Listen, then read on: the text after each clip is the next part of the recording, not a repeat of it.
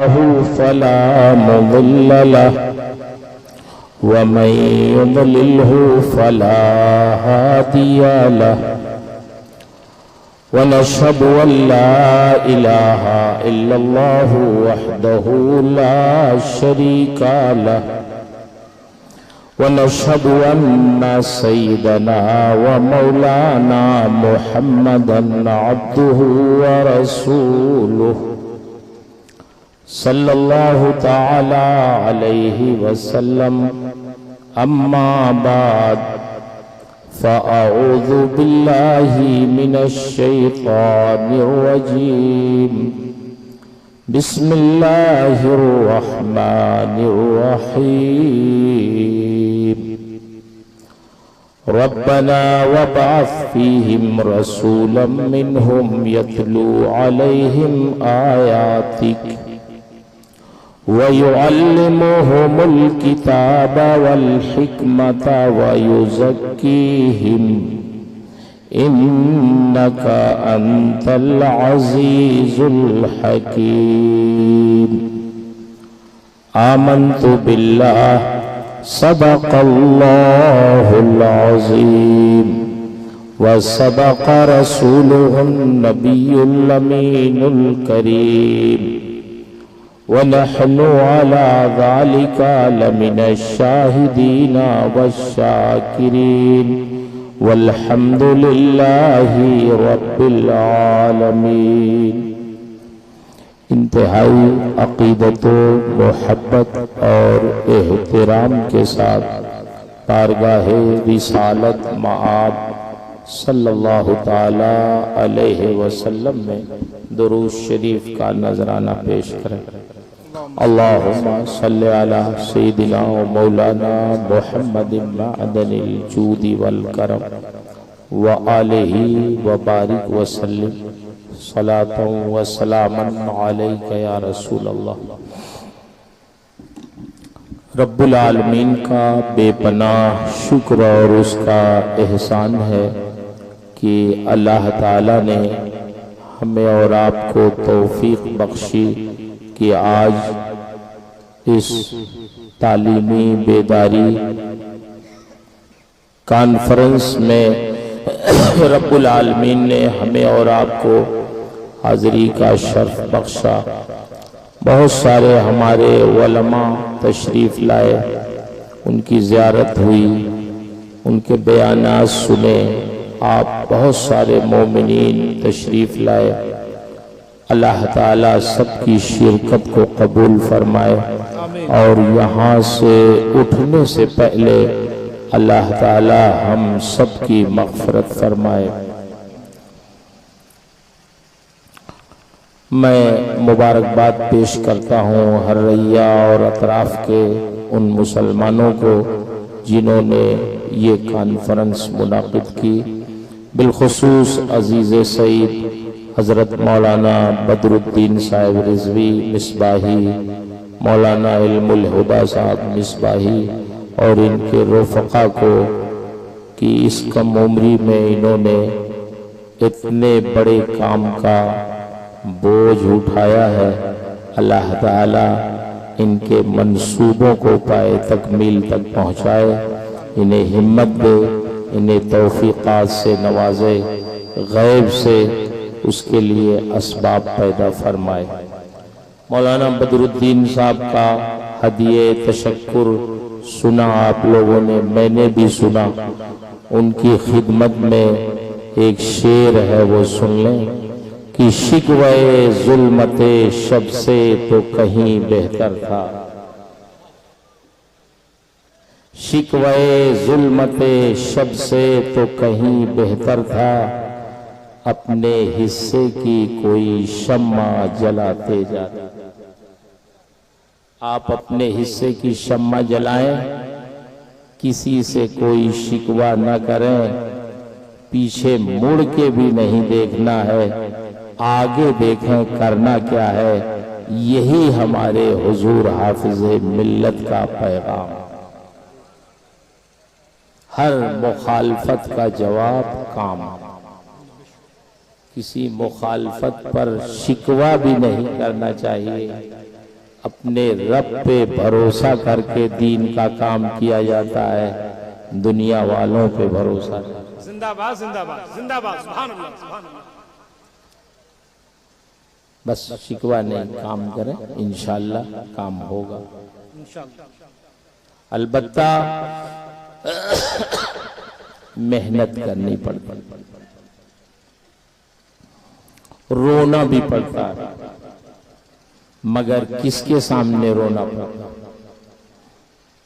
دنیا والوں کے سامنے نہیں، مصلی بچھا کے اپنے رب کے حضور رونا پڑتا۔ پھر بند دروازے بھی اللہ کھول دیتا۔ ایک بزرگ تھے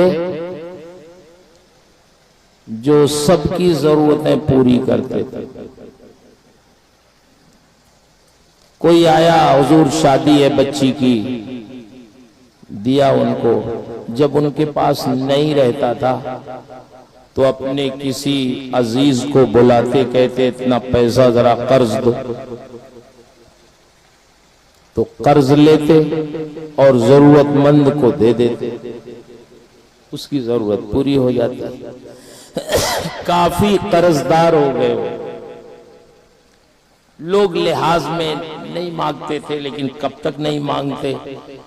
پھر ایک وقت آتا تو وہ بھی ضرورت مند ہو جاتے، تو بزرگ کے پاس گئے، حضور کافی دن ہو گیا، آپ نے کچھ لیا تھا۔ فرمایا بیٹھ جاؤ، اور اپنا چادر اوڑھ کے سو گئے۔ لوگوں نے کہا اچھا بیوقوف بنایا، ہم لوگوں کو بیٹھا دیا اور حضرت خود چادر اوڑھ کے سو گئے۔ اتنے میں ایک لڑکا آیا حلوہ بیچنے، تو آپ نے چہرہ کھولا، ارشاد فرمایا حلوہ کیسے دیتے ہو؟ بتایا اس نے اتنے کا۔ فرمایا چلو یہ جتنے لوگ بیٹھے ہیں سب کو حلوہ کھلا دو۔ سب کو کھلا دیا، کہا حضور پیسہ، کہا بیٹھو، بیٹھا دیا اور پھر چادر اوڑھ کے سو لیٹ گئے۔ اب وہ بڑے لوگ تو کچھ برداشت کیے، بچہ بڑا رونے لگا۔ اس نے کہا امی نے مجھے حلوہ دیا تھا بیچنے کے لیے، حضرت نے سب کو کھلا دیا، پیسہ دے بھی نہیں رہے، ابھی تو میں گھر جاؤں گا تو مارا جاؤں گا۔ امی کہیں گی حلوہ اس نے خود ہی کھا لیا، بیچا ہی نہیں، تو ساری پٹائی میرے اوپر آئے گی۔ حضرت تو چادر اوڑھ کے سو گئے اپنا۔ وہ لگا رونے، جب رونے لگا حضرت سوئے ہوئے ہیں، اتنے میں ایک آدمی آیا اشرفیوں کی تھیلی لے کے۔ اس نے کہا حضرت سو رہے ہیں؟ تب تک حضرت نے اپنا چہرہ کھولا، فرمایا بولو؟ کہا فلاں امیر نے آپ کو یہ نذرانہ دیا ہے، کہیں بیٹھ جاؤ، لاؤ نذرانہ لیا۔ تمہارا کتنا ہے؟ اتنا، چلو لو جاؤ۔ تمہارا کتنا ہے؟ اتنا۔ تمہارا کتنا ہے؟ اتنا۔ سب کو بانٹ دیا۔ بچے سے کہا تمہارا کتنا ہے؟ لو تم لو۔ سارا نذرانہ ان کو بانٹ دیا۔ لوگوں نے کہا حضور بات سمجھ میں نہیں آئی۔ کہا وہی سمجھانا ہے۔ کہا حضور ہم لوگ پیسہ مانگنے آئے، آپ چادر اوڑھ کے سو گئے، اور بچے سے حلوہ کھلوا دیا پھر سو گئے۔ آپ نے ارشاد فرمایا جانتے ہو کام کب ہوا؟ جب ہماری مجلس میں ایک رونے والا آیا تب۔ تم لوگ آئے بیٹھے تھے، کسی کے آنکھ سے آنسو نہیں گرے، یہ بچہ جب آیا رونے لگا تب اللہ کو رحم آیا، اللہ نے بھیجوا دیا، انتظام کر دیا۔ تو جب تک رویا نہیں جاتا رب کی بارگاہ میں تب تک کام نہیں۔ اور اگر رو دیں مصلی بچھا کے رات کے آخری حصے میں تو پھر کام ہوتا ہے۔ آپ تاریخ پڑھ لیں ان لوگوں کی جنہوں نے بڑی بڑی درسگاہیں بنائی ہیں، انہوں نے صرف بندوں پہ بھروسہ نہیں کیا ہے، اپنے رب پہ بھروسہ کر کے روئے ہیں، کوشش کی ہے، محنت کی ہے، اپنے رب کے حضور عرض کیا ہے تو اللہ تعالیٰ نے لوگوں کے دلوں کو متوجہ فرمایا۔ تو انشاءاللہ کام ہوگا، مگر اس کا طریقہ کار یہی ہے۔ دنیا کا نظام چلتا رہتا ہے، کون کیا کہہ رہا ہے سب کا جواب نہیں دیا جاتا، کام کیا جاتا ہے وہی جواب۔ اس لیے اپنے سے بھی آپ سے بھی گزارش۔ بہرحال آج کی یہ کانفرنس بیداری امت کانفرنس کے نام سے ہے۔ ہمارے سرکار کی تشریف آوری کا جو مقصد قرآن نے بتایا ہے وہ تعلیم و تربیت ہے۔ رب العالمین نے ارشاد فرمایا یتلو علیہم آیاتک، نبی آئیں گے تو وہ قرآن کی آیتیں تلاوت کریں گے، وَيُعَلِّمُهُمُ الْكِتَابَ وَالْحِكْمَةَ، اپنی امت کو علم سکھائیں گے، حکمت سکھائیں گے، دانائی سکھائیں گے، صرف سکھائیں گے ہی نہیں، وَيُزَكِّيهِمْ، ان کو سر سے پیر تک، باہر سے اندر تک ستھرا اور پاکیزہ فرمائیں گے۔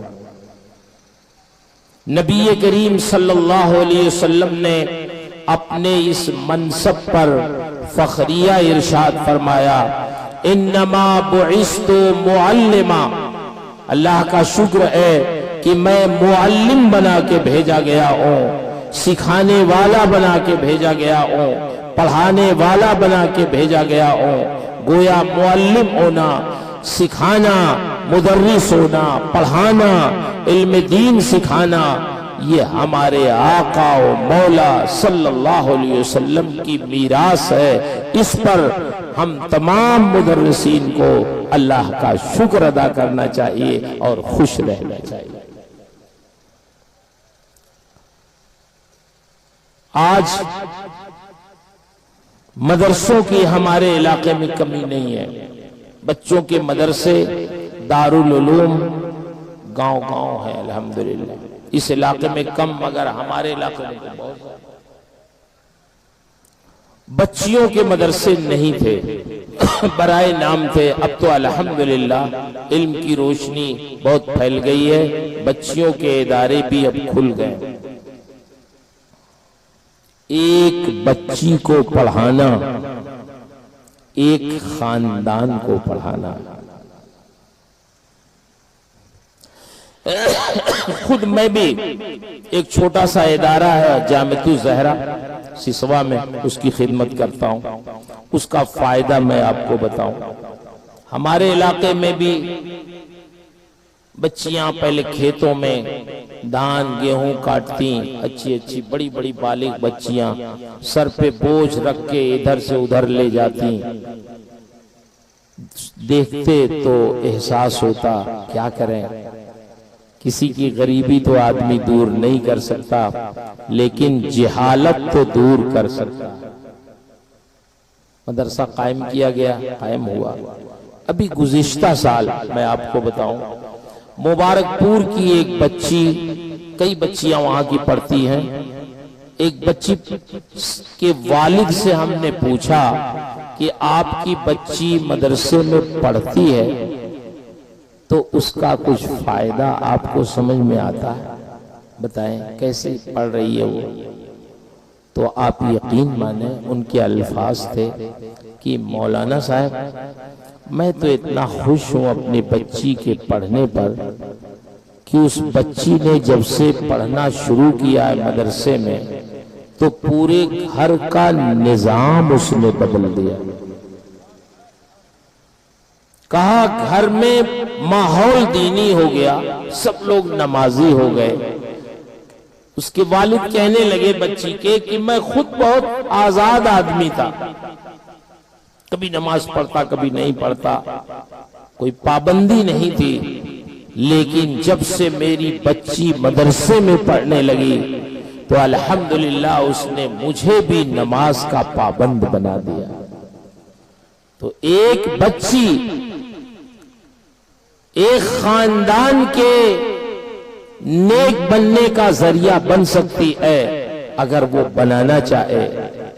اور تاریخ اٹھا کے دیکھیں، بڑے بڑے محدثین، بڑے بڑے بزرگ، بڑے بڑے اہل اللہ، ان کو عالم بنانے میں، ان کو محدث بنانے میں، ان کو دین کا خادم بنانے میں اگر آپ تاریخ دیکھیں گے، پڑھیں گے تو سمجھ میں آئے گا کہ کسی نہ کسی خاتون کا ہاتھ ضرور ہے. بخاری شریف جو اس روئے زمین پر قرآن مقدس کے بعد سب سے اصح کتاب ہے، اصح الکتب بعد کتاب اللہ، جس کو کہتے ہیں کہ صحیح کتابوں میں سب سے اصح کتاب امام بخاری کی بخاری شریف ہے. کون ہے امام بخاری؟ کیسے اتنے بڑے امام ہوئے؟ آپ غور کریں گے تو امام بخاری کے اتنے بڑے عالم اور محدث ہونے میں ان کی والدہ کی قربانیاں سمجھ میں آئیں.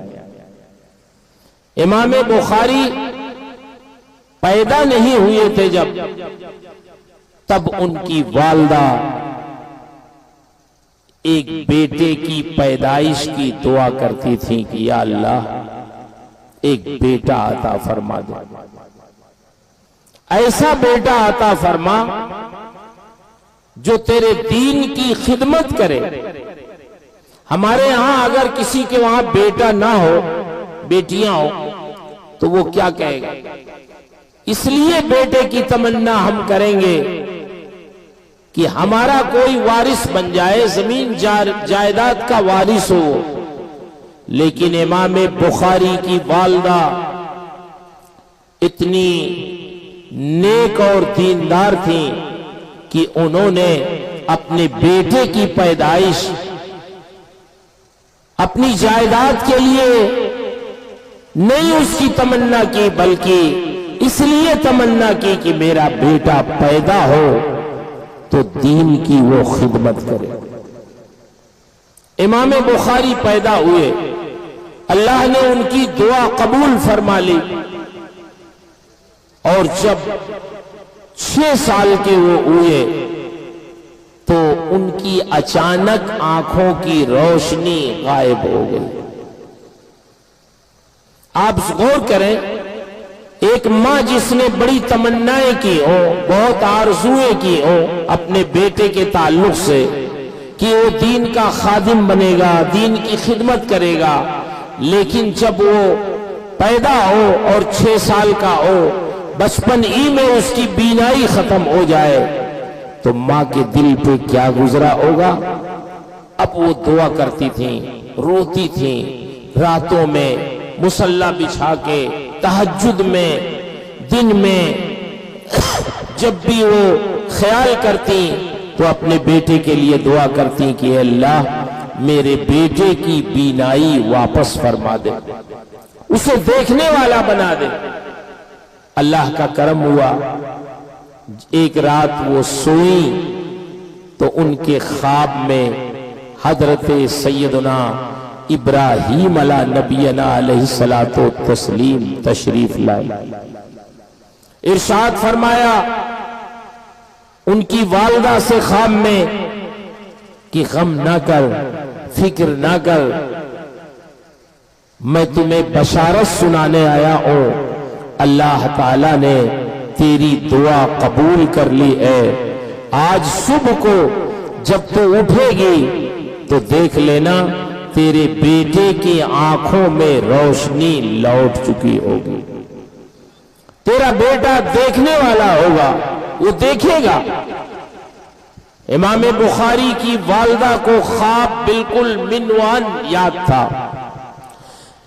وہ اٹھی، خواب سے بیدار ہوئی، ان کے بغل میں امام بخاری لیٹے تھے، جھوڑا بیٹا محمد، ان کا نام محمد تھا، محمد بن اسماعیل بخاری، فرمانے لگی بیٹا محمد اٹھ جاؤ، میں نے تمہارے بارے میں بہت بابرکت خواب دیکھا ہے، بہت مبارک خواب دیکھا ہے، اٹھو۔ آج میں نے اپنے نبی کے جد اعلیٰ حضرت ابراہیم کو خواب میں دیکھا ہے، انہوں نے بشارت سنائی ہے کہ تمہارے آنکھوں کی روشنی لوٹ آئی ہے، اٹھو آنکھیں کھولو۔ ان کے بیٹے محمد بن اسماعیل اٹھے، ماں نے کہا بیٹا آنکھیں کھولو اور سب سے پہلے مجھے دیکھو، کیا میں تمہیں نظر آ رہی ہوں؟ محمد بن اسماعیل بخاری نے اپنی آنکھیں کھولی، اور جب آنکھ کھولی ماں پہ نگاہ ڈالی تو ان کی زبان سے بے ساختہ نکل گیا، ہاں ماں میں آپ کو دیکھ رہا ہوں، آپ نے ہرے رنگ کی چادر اوڑھی ہے، وہ چادر بھی مجھے نظر آ رہی ہے۔ جیسے ہی امام بخاری کی والدہ نے سنا کہ میری دعا قبول ہو گئی ہے تو وہ سجدے میں گر گئے، اور سجدے میں جا کے دعا کرتی ہیں، اے اللہ تیرا شکر ہے کہ تو نے میری دعا قبول کر لی، میرے بیٹے کو تو نے بینا بنا دیا، اے اللہ ایک دعا میری اور قبول کر لے کہ میرے بیٹے محمد بن اسماعیل کو اس روئے زمین پر اپنے رسول کی حدیث کا بہت بڑا عالم دین بنا دے۔ آپ غور کریں، امام بخاری نے کتنے لوگوں سے پڑھا، کہاں کہاں نہیں گئے وہ پڑھنے، بغداد، کوفہ، بصرہ، یمن، شام، حرمین طیبین، جہاں بھی انہوں نے سنا کہ فلاں محدث حدیث رسول پڑھاتے ہیں، جا سکتے تھے تو گئے۔ علم حدیث انہوں نے کتنے لوگوں سے حاصل کیا، اللہ اکبر۔ ایک بار ایک شہر میں گئے، وہاں کے علماء نے ان کے لیے اسٹیج لگایا، کہا امام بخاری تشریف لائے ہیں، بیٹھ جائیں اس کرسی پہ، ہمیں رسول اللہ کی حدیثیں سنا دیں۔ آپ نے فرمایا کس عنوان پہ حدیثیں سناؤ بتاؤ؟ لوگوں نے کہا ہم تو اب کچھ فیصلہ نہیں کریں گے، آپ جو مناسب سمجھیں وہی بیان کر دیں۔ تو امام بخاری نے ایک صاحب نے یہ کہہ دیا کہ آپ اپنے اساتذہ کی ایک ایک حدیث ہمیں سنا دیں، جتنے استاد سے آپ نے پڑھا ہے۔ تو امام بخاری نے 1000 حدیثیں سنائی اور فرمایا کہ ایک استاد کی ایک حدیث میں نے سنایا ہے۔ 1000 سے زائد محدثین سے امام بخاری نے علم حدیث حاصل کیا۔ ٹھیک ہے، ہم مانتے ہیں کہ امام بخاری نے بڑی محنت کی، بہت کوشش کی، لیکن ان کی کوششوں سے کہیں زیادہ ان کے اتنے بڑے محدث بننے میں کہ لاکھوں حدیثیں انہیں یاد تھی، محدثین کہتے ہیں، اتنے بڑے محدث بننے میں اگر آپ گہرائی میں جا کے دیکھیں گے تو سمجھ میں آئے گا کہ ان کے اتنے بڑے عالم اور محدث بننے میں ایک خاتون جو ان کی ماں تھی، ان کی کوششوں کا بہت دخل تھا۔ کسی بھی بڑے کامیاب شخص کے پیچھے کسی نہ کسی خاتون کا ہاتھ ضرور ہوتا ہے۔ اس لیے یہ ہماری بیٹیاں، ہماری بہنیں اگر ذرا بھی محتاط ہو جائیں تو آج بھی ان کے ذریعے سے خاندان کا خاندان تبدیل ہو سکتا، بدل سکتا۔ مگر میں عرض کرنا چاہتا ہوں، عورتوں کا جلسہ تو کل ہو، لیکن یہ پیغام اگر میری بیٹیوں کو پہنچ جائے تو اچھی بات ہے کہ انہیں بہت محتاط رہنے کی ضرورت ہے۔ اس زمانے میں کسی بھی بچی کا قدم پھسلتا ہے تو انہیں یاد رکھنا چاہیے کہ ان کو تو لوگ نہیں جانتے، لیکن ان کے ماں باپ، ان کے بھائیوں کو دنیا جانتی ہے۔ سب سے پہلے انہیں یہ سوچنا چاہیے کہ کہیں ہمارے پھسلنے سے ہمیں اپنے عقائد و نظریات اور مذہب کے بدلنے سے ہمارے ماں باپ کی، ہمارے دین کی کتنی رسوائی ہوگی۔ قرآن میں بھی آپ دیکھیں، حضرت مریم جب حضرت عیسیٰ پیدا ہوئے تو ان کو گود میں لے کے حضرت مریم آبادی میں آئی تو آبادی کے لوگوں نے کیا کہا؟ ظاہر ہے عام طور سے رواج تو یہی ہے، خیال تو یہی ہے کہ بغیر شادی کے بچے نہیں ہوتے۔ حضرت مریم کی شادی نہیں ہوئی تھی، اللہ تعالیٰ نے اپنی قدرت کا مظاہرہ فرمایا کہ بغیر باپ کے حضرت عیسیٰ علیہ السلام کو پیدا کیا۔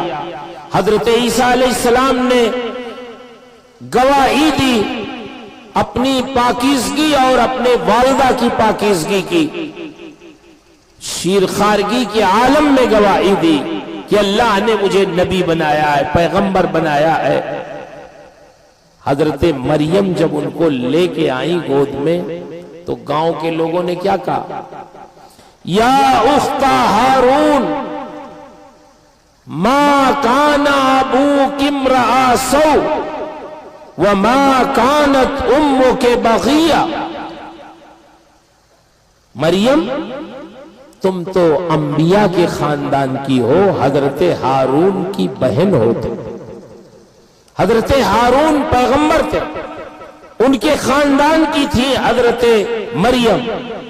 آپ دیکھیں ان کے ذہن میں تھا کہ مریم کے وہاں بچہ کیسے پیدا ہو گیا، ان کی تو شادی نہیں ہوئی۔ تو مریم کو نہیں کچھ کہہ رہے ہیں کہ تم تو ہارون کی بہن ہو جو نبی تھے، پیغمبر تھے، تمہارے باپ برے آدمی نہیں تھے۔ وما کانت امک بغیہ، تمہاری ماں بھی کوئی بدچلن نہیں تھی، بری نہیں تھی، مگر تم نے یہ کام کیسے کیا؟ اس کا مطلب یہ ہے کہ سماج میں جب کوئی بچی اس کا قدم پھسلے گا تو اس کو تو لوگ بعد میں جانیں گے، کہیں گے اس کے بھائی، اس کی ماں، اس کے باپ کو پہلے بدنام کیا جائے۔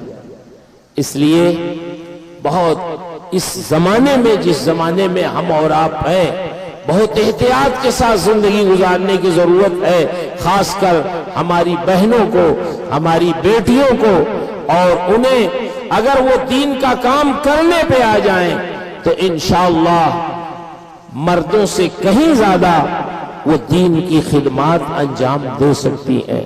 میں مبارکباد پیش کرتا ہوں مولانا بدر الدین صاحب اور ان کے رفقا کو کہ انہوں نے جامعہ سعدیہ للبنات اور جامعہ سعدیہ انگلش اسکول کے کھولنے کا پروگرام بنایا ہے۔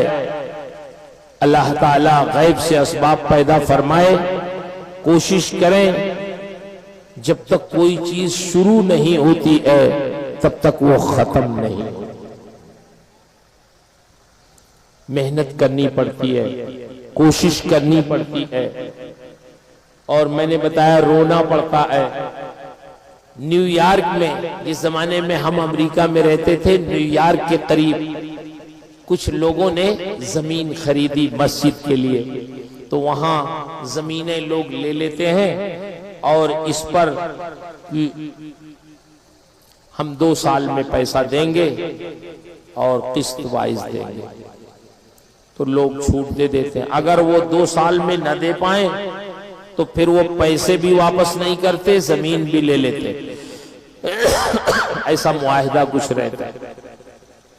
زمین لے لی مسجد کے لیے، ایک حصے میں ایک ہال بنا دیا اور عارضی طور سے اس میں نماز پڑھنے لگے کہ 2 سال کے اندر زمین کا پیسہ ادا کر دیں گے تو پھر مسجد باضابطہ بنائیں گے۔ حال میں نماز پڑھنے لگے۔ امام صاحب جو عالم دین تھے बेचारे वो हर जुमा को लोगों को बताते कि अब इतने दिन हमारे पास रह गए, इतने दिन रह गए, इतने दिन रह गए। करते करते 2 साल का वक्त पूरा हो गया और 1 लाख तकरीबन $14,000 बाकी रह गए। $1,14,000 बहुत मालियत की चीज है वहां के हिसाब से भी। जब आखिरी जुमा आया तो मौलाना साहब बहुत ज़ारो कतार रोए। उन्होंने कहा, मैं 2 साल से आपके सामने चिल्ला रहा हूं, चीख रहा हूं, समझा रहा हूं कि आप पैसे दे दो, नहीं तो जो इसका मालिक है जमीन भी ले लेगा, पैसे भी ले लेगा। मुझे तो अफसोस ये है कि जिस सरजमीन पर हम 2 साल तक सिजदा करते रहे, इबादत करते रहे, हम अपनी पेशानी झुकाते रहे, मालूम नहीं अब इस सरजमीन पर क्या होगा।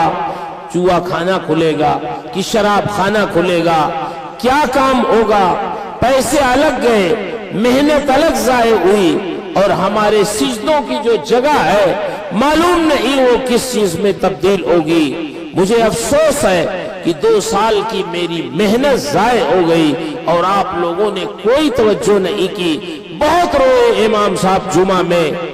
जुमा खत्म हो गया, उन्होंने ऐलान किया कि अब आइंदा आप यहां नमाज पढ़ने ना आइएगा, क्योंकि ये जगह अब हमारी नहीं होगी, अब हम खाली करना पड़ेगा हमें इस जमीन को। बहुत रोए। जुमा खत्म हुआ, अपने हुजरे में गए। एक शख्स कोई मुसाफिर था, जुमा पढ़ने आ गया था इत्तेफाक से। उसने देखा इमाम साहब को रोते हुए, बिलखते हुए, तो उनके हुजरे में गया। उसने कहा, इमाम साहब, मैंने आज तक किसी को दीन के लिए, नमाज के लिए, मस्जिद के लिए इतना रोते हुए नहीं देखा जितना आज आपको मैंने रोता हुआ देखा। लोग अपनी जरूरतों के लिए तो रोते हैं, अपने बाल बच्चों के लिए तो रोते हैं, लेकिन दीन के लिए, मस्जिद के लिए, नमाज के लिए, किसी मस्जिद की जगह के लिए मैंने पहली मर्तबा आपको इतना रोता हुआ देखा है। बताइए कितना पैसा बाकी है। इमाम साहब ने कहा, 1,14,000 तकरीबन बाकी। उसने अपना बैग खोला, चेक बुक निकाला, चेक लिखा 1,14,000 का, इमाम साहब को दिया कि लाइन लॉर्ड को दे दीजिए मालिक को, और मस्जिद की जगह खाली करने की जरूरत नहीं है, बनाई। जब बंदा रोता है दिल से तो उसका रोना कभी बेकार नहीं है। अल्लाह ताला गैब से असबाब पैदा फरमा देता है, काम रुकने का नहीं। ऐ दिले नादा कोई, आलमे गैब से हो जाएगा सामा पैदा। मैं अक्सर व बेशतर अहले मुबारकपुर की कुर्बानियों का जिक्र सुनाता हूं लोगों को, ताकि उन्हें दिलचस्पी हो। आपको भी सुनाता हूं कि जामिया अशरफिया, जिसके असातिज़ाए किराम तशरीफ फरमा है स्टेज पे, ये एक से एक इल्म फजल वाले लोग हैं। सबका तारुफ कराऊं तो बहुत टाइम लगेगा। हर एक आलिम अपनी जगह पे वो शेखुल हदीस से कम नहीं है। जो भी किताब इनको दी जाए तहकीक तक की इंशाअल्लाह बिला तकल्लुफ ये पढ़ाएंगे। अल्लाह ने ऐसा इल्म इन्हें अता फरमाया है। आज जामिया अशरफिया से तकरीबन 20,000 उलमा, हुफ्फाज, कुर्रा फारिग होकर पूरी दुनिया में दीन की खिदमत अंजाम दे रहे हैं। ये जामिया अशरफिया कैसे बना, मैं आपको उसकी थोड़ी सी रूदात सुनाता हूँ। हाफिज मिल्लत अल्लाह के एक मकबूल बंदे मुबारकपुर आए। उन्होंने मुबारकपुर की किस्मत बदल के रख दी। उनका मिशन था कि अहले सुन्नत व जमात में कोई ऐसा इदारा नहीं है जिसमें हजारों बच्चे रहकर इल्म दीन हासिल करें और पूरी दुनिया में जाके मजहब अहले सुन्नत की, आला हजरत की तालीमात की खिदमत करें। मैं चाहता हूं कि ऐसा इदारा बनाओ اگر مبارک پور کے لوگ نہیں بنانا چاہیں گے تو میں مبارک پور چھوڑ سکتا ہوں، لیکن میں اپنے مشن کو بھول نہیں سکتا۔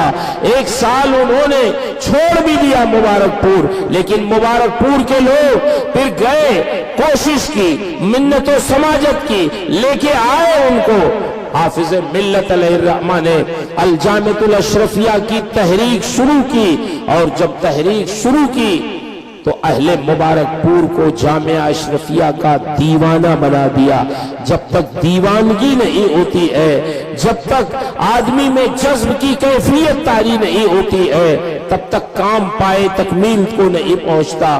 اہل مبارک پور اپنی ساری کمائی دے کے بھی وہ اللہ کا شکر ادا کرتے تھے تو وہ بہت امیر نہیں تھے، بہت زیادہ سرمایہ دار نہیں تھے، لیکن